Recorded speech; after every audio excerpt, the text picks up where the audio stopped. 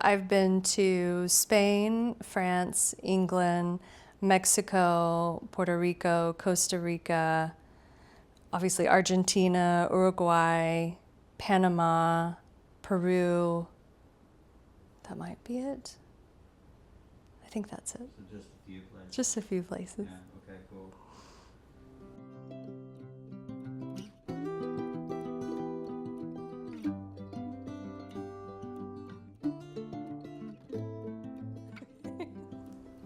Okay, let's start just by introducing yourself, your background, and your role at Troy.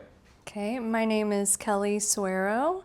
I am from Stillwater, Oklahoma originally. I did my undergraduate at Oklahoma State University, and then I did my master's and PhD at Purdue in Indiana. And in 2014, I came to Troy, Alabama, where I've been for the last 11 years. I am an associate professor of Spanish and chair of the Department of World Languages and Cultures. I have led many study abroad trips with students since I've been at Troy. One specific trip that I could talk about would be my most recent trip to Argentina and Uruguay. That was in May of 2024. I took 17 students and had another faculty, one of my colleagues, attend with me. The purpose of our study abroad trips are to give students an opportunity to experience another culture, usually another language because we take them to Latin America or Spain, just to give them another experience that they wouldn't be able to have otherwise unless they did a study abroad experience. We think that sort of as a whole, as a department, we think that learning another language and being immersed in the culture is something that's important, should be important to everyone. And so we offer them this opportunity. Students can get credits for a class. When they take the trip, they also can get a scholarship. Troy offers the Chancellor's Award, which is $1,250, which covers a substantial amount of the trip.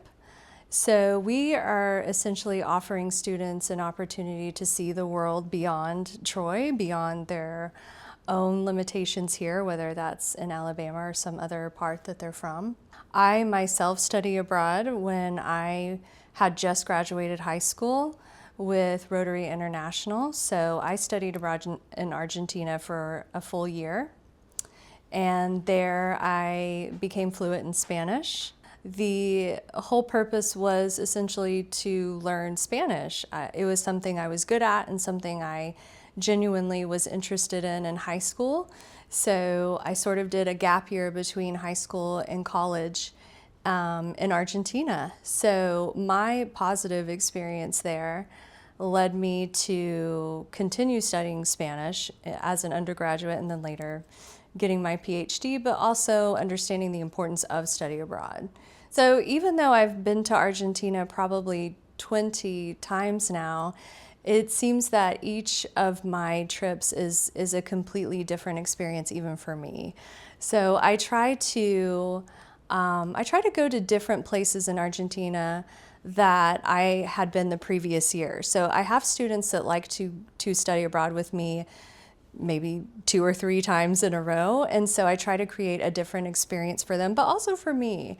So I choose places and destinations that I think would be fun, that I can get something out of, because as we know, as educators, we too are doing research and working on our own projects. So it really depends on what I've done the previous year. So my last trip, for example, we went to the southern part of Argentina. So we went to Ushuaia, which is the southernmost city in the world. And this coming year, we are going to Argentina, Uruguay, and Brazil, and we will be going to the northern part of Argentina. So I have a few students that went on the trip last year who will be going on the trip this year. And that's essentially why I try to hit different regions in the countries that I go to, because I do have students that like to travel with me for multiple years. What do I get out of these experiences? I think as an educator, some of the most impactful moments for me have been seeing students really grasp the language firsthand when they're there. It's sort of like that light bulb moment of connecting what they've been learning about and hearing from me in class to actually living it.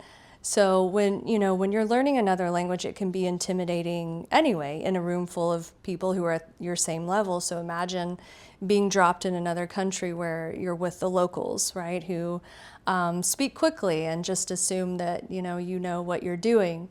So watching my students, order food in the language, ask for directions, ask for help, is really rewarding for me because I see them in that moment sort of become more self-confident and assured of themselves. And I think that's something that they bring back with them here. And I always tell them, if you can do these things in another language, when you get back to Troy, you can give a presentation about anything, right? Because in our Spanish classes, they give presentations about the trip. If they're taking it for a Spanish credit, then they give the presentation in Spanish. So, my goal is that this facilitates other areas of their life when they get back to classes here too. I think there's something to be said about having to learn on the spot when you have no other option but to speak the language. So when students are in class with me and their classmates, if there's a hiccup, if there's any sort of hesitation or doubt, they can take their time. They can ask me in English. It's a lot easier to process and a lot less intimidating than having to talk to someone face to face, having to talk to your host family members. So some of my trips, my students have stayed with host families where their host family spoke little to no English. So, that's quite an experience for students who maybe have had 1 or 2 semesters of the language. But I think it's such a rewarding experience for them to be able to maneuver those situations. And I have students that have told me years later that they are still in contact with their host family. So I think there's, a more immediacy to learning. And I think ultimately, once they're there, it's beneficial to them. Traveling abroad, I think, really opens your eyes to how big and also, it sounds a little strange, how simultaneously small the world is.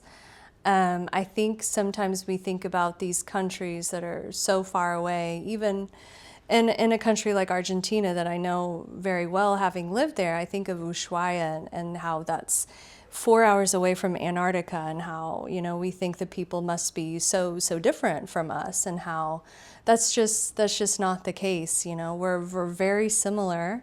That's what I found, I think, mostly on my travels, is just we're people who all have friends and family, and really value a lot of the same things and want the best for ourselves and the people in our lives. And I think traveling abroad really allows you to see that and sort of open your eyes to what maybe you love about your country and what you don't love, right? And I think sometimes it takes stepping outside of your comfort zone in order to appreciate what you have, and also to objectively just realize, well, we could improve some things too where we're at.